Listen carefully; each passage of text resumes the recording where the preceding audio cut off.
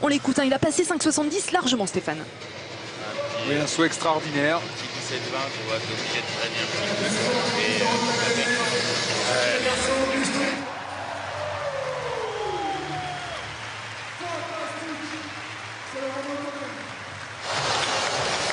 là, tu mets ça, tu changes. 84. Voilà l'exigence du coach. Hein. Ouais, Philippe Dancos qui donne ses conseils là sur ce coup. Oui, parce que c'était son premier saut dans ce concours et un saut extraordinaire. Et malgré tout, le coach qui demande de reculer un petit peu. Donc, vous voyez qu'on est toujours perfectible, même sur des sauts extraordinaires. Et vous le voyez sur les images au ralenti, hein, un saut qui part de loin. Alors, pour vous donner une idée, hein, Renaud Lavillenie, il fait 1m75, je crois, à peu près. Sean Barber, il fait 1m90. Et ben, ils impulsent quasiment à la même distance, c'est-à-dire à plus de 4 mètres, 4m20. On n'a pas encore les données sur le saut à l'instant de Renaud, parce qu'on vous l'a dit, il y a un petit décalage entre la montée d'informations. Vous entendez l'ambiance qui monte hein, dans cette maison des sports de Clermont-Ferrand. Ils sont 3 pour l'instant à avoir passé 5,84 m. Et Renaud se frotte à son tour à cette barre. On envoie les décibels. Ah, il est plus près. Oh, aïe, aïe, aïe, aïe, aïe, quel saut encore. Il nous régale là, Renaud. Hein. Ouais, oui, il est révolté là. Il a retrouvé du gaz, il a plus de bandage. Vous vous rappelez la dernière fois qu'on l'avait commenté, il avait un bandage au genou, mais aussi à la cheville. C'était tordu la cheville la veille. Ouais, genou droit, cheville droite, effectivement. Et regardez la maestria avec laquelle il efface cette barre. Il y a de la vitesse, même s'il me semble un petit peu plus proche de l'impulsion que son saut précédent. Le coach avait demandé à ce qu'il recule. Et bien avec la motivation, la vitesse qui augmente, il est mort de rire. J'ai couru. Ouais, t'as couru. C'est... Deuxième essai à 4,62 m.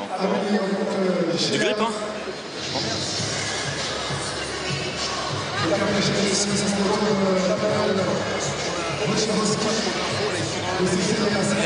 Juste un peu ça au passage, quoi. Je garde la même perche, je prends plus gros. C'était le butoir. Allez, Renaud Lavillenie pour sa première tentative à 5,91 m et on va vous...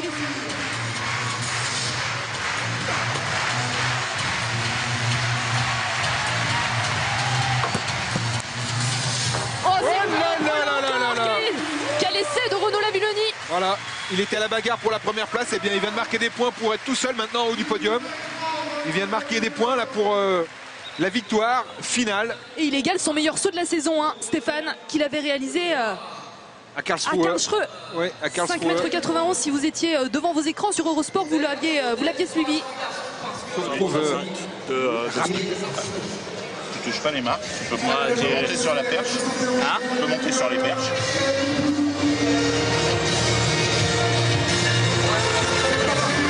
Faut changer de façon. Faut changer là. En plus, je suis là. J'ai des grippes, poteau 80, mais poteau à 75, ça avance un peu les pots. Lui et Renaud Lavillenie ont choisi de faire l'impasse à 5,97 m. Ils sont donc passés directement de 5,91 m à une tentative à 6,02 m. Et on va vous laisser écouter l'ambiance à Clermont pour le local. Renaud Lavillenie et sa première tentative à 6,02 m. Ça serait la meilleure performance mondiale de l'année. Et voilà, c'est du grand Renaud aujourd'hui, messieurs, dames. Avec un boulevard, Renaud est de retour et ça fait mal. Ah là là là là. 6,02 m. Voilà. Il était venu, enfin il est chez lui, mais il voulait reprendre son bien, il voulait reprendre la tête des bilans mondiaux, réaliser la meilleure performance mondiale de l'année que détenait jusqu'à présent Sean Barber. Et bien c'est fait. Quel saut, Elisa, quel saut magnifique tout au premier. Son 4 sauts à 6,02 m. Et il exulte là. Hein. Vous savez pourquoi? Parce que non seulement il reprend la tête des bilans mondiaux, mais en plus, eh bien, il établit le record de la salle. Oui. La même où Boubka avait passé les 6 mètres il y a 20 ans tout pile. C'est encore un symbole hein, aujourd'hui, Stéphane. Je suis ultra content. Après, bon, à 17, il y a des bonnes tentatives. Et bon, je peux pas claquer comme ça direct. Donc non, c'est... je suis super content parce que c'est... Enfin, pour moi, c'est une vraie réussite pour la première. C'était difficile de se remettre mentalement après le 6-0-2. Il va faire le débriefing avec les athlètes pour savoir ce qu'il peut améliorer, parce qu'encore une fois il est soucieux des conditions de compétition, d'hébergement, de nutrition également de ses adversaires. Donc il l'a dit, hein, ils étaient tous là et c'était pas un concours au rabais. On vous l'a dit, hein, 5,84, 5 athlètes à cette hauteur, c'est pas commun et il a été royal, il a été à la hauteur de son événement et l'émotion est d'autant plus grande et plus belle. C'est pour ça qu'il a craqué. On l'a dit, ça a été des jours très intenses là pour Renaud Lavillenie. Et on voit toute son émotion, hein, Stéphane. Ah bah là, je peux vous dire un truc, c'est qu'on n'en rate pas une miette. On va d'ailleurs sortir les appareils pour filmer, pour garder un souvenir de ce moment mémorable.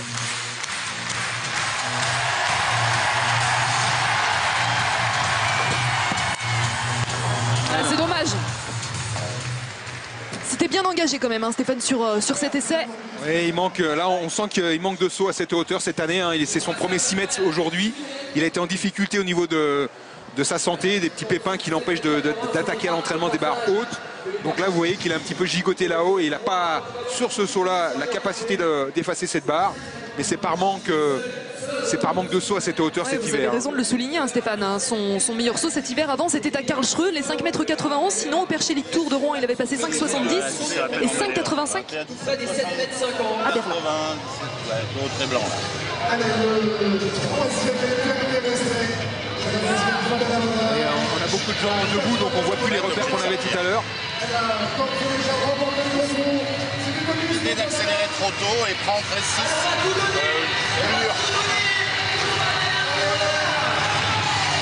Et le coach qui parle d'accélération progressive. Bon, Raphaël Olzepe juste devant nous qui regarde attentivement Renaud Lavillenie.